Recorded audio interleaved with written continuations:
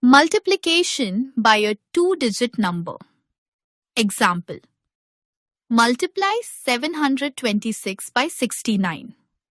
Solution. Step 1. Multiply 726 by 9 ones.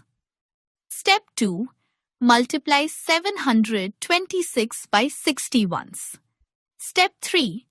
Add the products.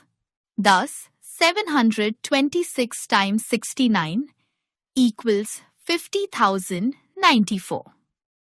Example. A box contains 28 pencils. How many pencils will be there in 389 such boxes? Solution. There will be 389 times 28 pencils. 20 plus 8. 389 times 8. Multiply by 8 ones. 389 times 20. Multiply by 2 tens.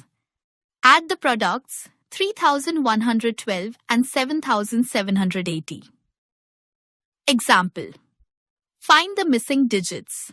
Recite the multiplication tables to solve multiplication problems.